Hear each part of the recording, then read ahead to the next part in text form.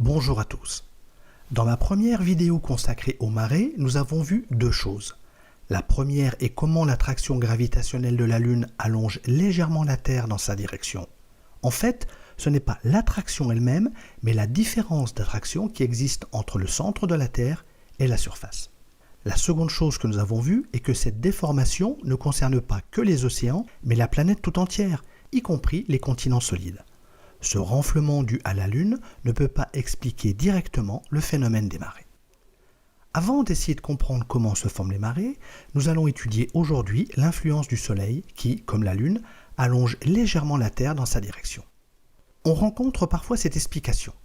Eh bien, la Lune étant plus proche de la Terre que ne l'est le Soleil, elle exerce davantage d'attraction sur notre planète que ne le fait le Soleil. C'est étonnant d'entendre une telle aberration dans une émission de cette qualité. Bien sûr que le Soleil attire la Terre plus que la Lune.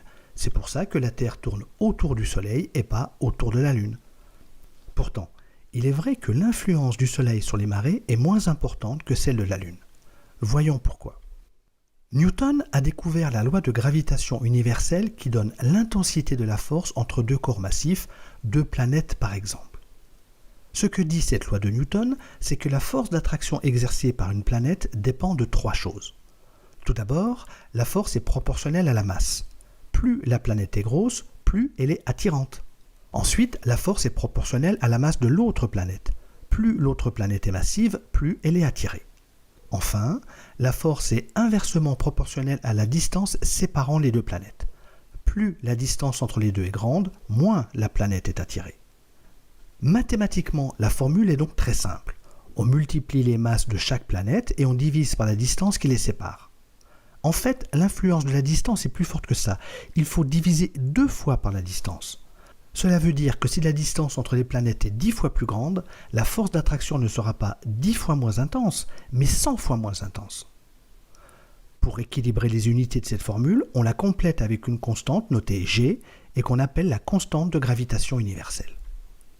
Notons au passage que dans la formule, on peut inverser les rôles de la planète attirante et de la planète attirée. La formule est symétrique. Chaque planète exerce ainsi la même force sur l'autre. C'est le principe de l'égalité entre l'action et la réaction. Ce qui nous intéresse ici, c'est de comparer les forces exercées par le Soleil et par la Lune sur notre planète. Appliquons la formule que nous venons de voir. Pour la Lune, on prend la constante de gravitation universelle, on multiplie par la masse de la Lune, puis par la masse de la Terre, et on divise 2 fois par la distance entre la Terre et la Lune. Pour le Soleil, on fait pareil. Constante, masse du Soleil, masse de la Terre, division par la distance Soleil-Terre et une seconde fois. On veut comparer les deux. La constante G et la masse de la Terre interviennent dans les deux cas. On peut les oublier.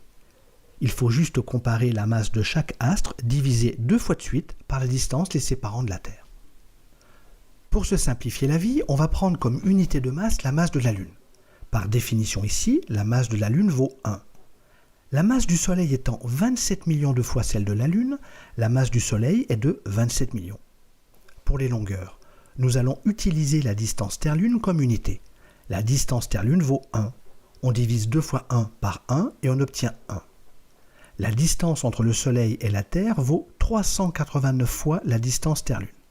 Pour obtenir l'attraction du Soleil, il faut diviser 27 millions 2 fois par 389, ce qui donne 179. L'attraction du Soleil sur la Terre est 179 fois plus importante que celle de la Lune. C'est pour ça que la Terre tourne autour du Soleil et pas autour de la Lune. Mais si l'attraction du Soleil est plus forte que celle de la Lune, pourquoi est-ce que c'est la Lune qui a plus d'influence sur les marées? Souvenons-nous de ce que nous avons vu dans la précédente vidéo. L'effet de marée n'est pas dû directement à l'attraction de la Lune, mais à la différence d'attraction entre le centre de la Terre et la surface. La surface vers la Lune est plus attirée que le centre, ce qui étire la planète. La surface à l'opposé de la Lune est moins attirée que le centre, et c'est un peu comme si elle était repoussée. Pour mesurer l'importance de l'effet de marée, ce n'est donc pas l'intensité de la gravité, mais l'ampleur de la variation de la gravité entre la surface et le centre. La formule de Newton nous a donné la force d'attraction de la Lune au centre de la Terre. Ce qui nous intéresse, c'est comment cette force varie lorsqu'on passe du centre à la surface de la Terre. La seule chose qui change, c'est la distance. Au lieu de prendre la distance Terre-Lune, il faut prendre la distance Terre-Lune moins le rayon de la Terre. Le rayon de la Terre représente un peu moins de 2% de la distance Terre-Lune. Notre question revient à se demander comment varie la force lorsqu'on fait varier la distance de 2%. On va utiliser ici une approximation mathématique qu'on peut facilement vérifier avec une calculatrice. Diviser par 100% moins un petit pourcentage fait varier le résultat de ce petit pourcentage.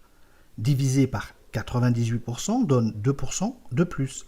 Divisé par 102% donne 2% en moins. Dans la formule de Newton, on divise par 98%. La variation est donc 2% en plus. Comme on divise deux fois par 98%, on a une deuxième fois 2% en plus. L'attraction est ainsi 4% plus important qu'au centre. Et c'est l'effet de marée qu'on cherchait à calculer. 4% de l'attraction lunaire. En plus du côté de la Lune, en moins du côté opposé. Pour le Soleil, c'est la même chose. La distance Terre-Soleil étant 389 fois plus grande que la distance Terre-Lune, le rapport entre le rayon de la Terre et la distance Soleil-Terre n'est pas 2%, mais 389 fois moins. On peut maintenant comparer l'effet de marée de la Lune avec celui du Soleil. On avait 1 pour l'attraction lunaire. L'effet de marée est donc 4% de 1. L'attraction du Soleil était 179 fois celle de la Lune. L'effet de marée est donc de 4% divisé par 389 fois 179. 179 divisé par 389 donne 0,46. L'effet de marée du Soleil est donc un peu moins de la moitié de l'effet de marée de la Lune. Pour bien comprendre la nature de ce résultat, il faut se représenter les deux champs de gravitation. Le champ de gravitation de la Lune est beaucoup moins intense. Il attire la Terre 179 fois moins que le Soleil. En revanche, si le champ de gravitation du Soleil est plus fort, il est aussi plus homogène que celui de la Lune. Il y a moins de différence entre l'attraction d'un côté de la Terre et celle au centre. Comme la Lune, le Soleil déforme légèrement la Terre dans sa direction, 2 fois moins que la Lune. Mais ces deux renflements n'expliquent toujours pas les marées. D'où viennent les marées alors? Prenons un plan d'eau.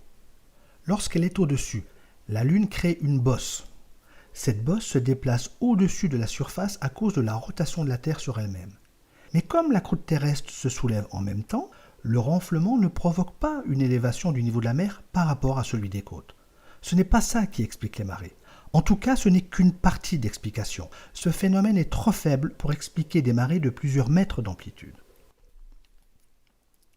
Plaçons la Lune au niveau du plan d'eau. La force exercée est maintenant horizontale. On constate alors qu'une vague se forme du côté de la Lune. Pourquoi? Parce que l'eau est attirée par la Lune et se déplace vers elle. Avec la rotation de la Terre, la Lune finit par se retrouver de l'autre côté. L'eau est alors attirée de l'autre côté. La vague se déplace de l'autre côté. C'est alors la marée haute à droite et la marée basse à gauche. C'est ça le modèle dynamique des marées proposé par Laplace. Ce sont les forces d'attraction horizontales qui, en déplaçant l'eau à la surface des océans, provoquent les marées. Nous étudierons ce phénomène dans notre prochaine vidéo. À bientôt.